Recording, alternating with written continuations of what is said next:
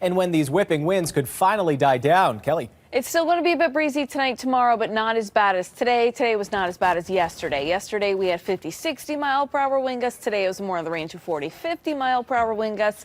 And then tonight, tomorrow, it's going to be in the range of like 30 and 35 mile per hour wind gusts. Milton's coming on top. 55 miles an hour was the peak wind gusts earlier today. Worcester 54, Boston 52. That's a windy day, definitely, especially when temperatures were in the 30s.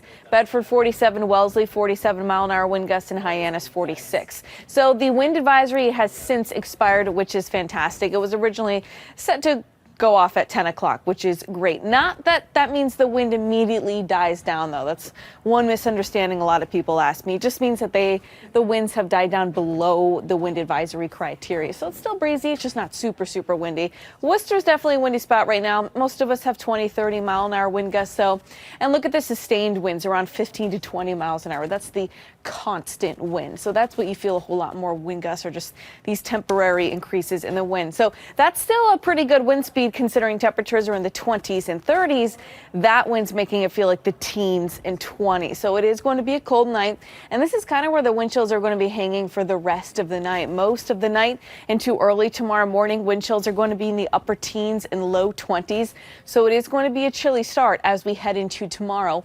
Highs tomorrow make it into the 40s. However, considering we still have some breezy conditions, those highs in the 40s only feeling like the 30s. We do have some 60-degree days on the board, though. I'll show you one coming up.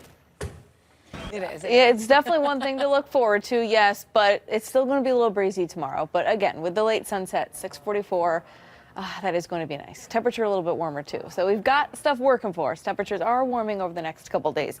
Not for tonight. We're going to be cold and windy. Breezy back to the 40s tomorrow. Today it was much windier, only in the 30s, so it certainly felt a lot colder. And then we do get back to the 50s next week, so we do have some more spring-like weather ahead. We are nice and dry out there now, so if you're going out for a late night excursion, you're going to be just fine. Mostly clear, cold and breezy. Overnight lows 21 to 26 degrees. That's actually going to feel closer to the teens when you factor in the wind. So keep that in mind. If you're up and out the door early tomorrow morning, it'll feel like it's only in the teens. 2 o'clock 45 and 7 o'clock 37 degrees tomorrow. Brighter in the morning, couple clouds around in the afternoon. Those clouds could bring a spot sprinkle or a spot flurry. So overnight tonight, wind gusts 20, 25 miles an hour as we head toward tomorrow morning, a slight breeze. So tomorrow afternoon, the wind really picks up again, and we could be seeing wind gusts nearing 30 miles an hour. Yesterday, we had wind gusts 50, 60 miles an hour. Today, we had wind gusts 40, 50 miles an hour, so even a 30 mile per hour wind gust is still a pretty big improvement compared to what we've seen recently. Monday morning may be a little bit breezy, but Monday afternoon is not going to be too bad. So again, overnight wind chills feels like temperatures upper teens, low 20s. Tomorrow morning feeling like the upper teens.